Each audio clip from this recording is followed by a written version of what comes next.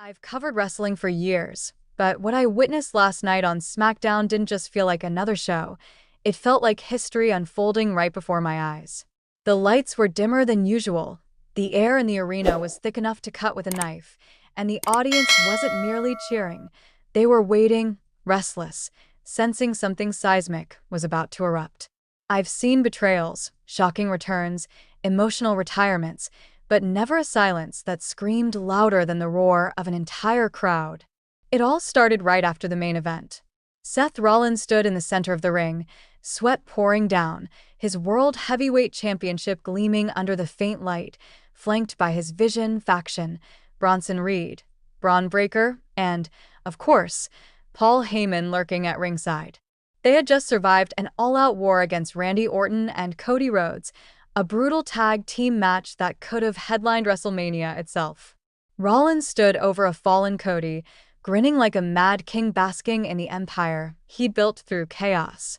But in that celebration, something felt wrong. The camera panned to Heyman, and for a fraction of a second, his face told a different story. His hand twitched, his eyes hollow, and his lips whispered something drowned out by the noise. Rollins turned back toward Cody, ready to inflict more punishment, but Cody countered, reversing the stomp into a devastating crossroads that sent the crowd into a frenzy. Reed and Breaker were about to pounce, but Heyman raised his hand, stopping them cold. That's when it hit me. The Vision might not belong to Seth Rollins anymore. 1 second, one gesture. Everything changed. For months, Seth had been the mastermind, the architect, the prophet, the leader who built the Vision out of ambition, ego, and fear. Heyman, ever the strategist, guided the group through victory after victory. They dismantled legends, humiliated icons, and conquered every obstacle. But last night wasn't domination. It was desperation. Before the show, Heyman had been eerily quiet backstage. He wasn't his usual manipulative, animated self. His phone was glued to his ear, his face pale, his voice trembling as if speaking to a ghost. Crew members whispered that he'd been spotted talking to someone off camera, someone with a voice deep and familiar. No one knew who it was, but when I overheard him muttering to himself in front of a mirror, "He's coming," I assumed he was talking about Randy Orton. But now? I know better. During the match, Seth went off script, ignoring Heyman's signals, refusing to tag in his partners. Cody and Orton capitalized, and for a while, it looked like the heroes would win clean. But in true Heyman fashion, a timely distraction gave Rollins the edge to steal the victory. Yet when Cody struck back and left Seth crumpled in the ring, Heyman's fury erupted.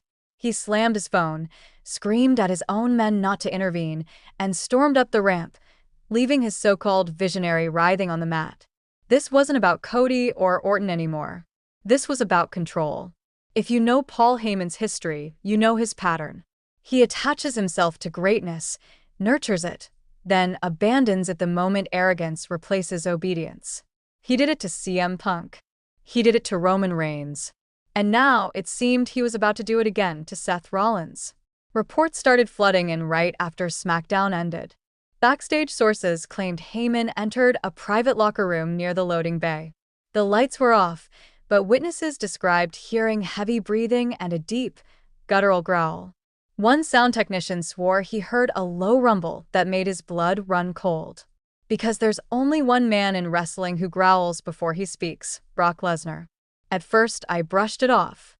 Lesnar was supposed to be gone, his contract frozen, his last run ending in controversy. But when Heyman's cryptic words later leaked, he's not gone. Not yet.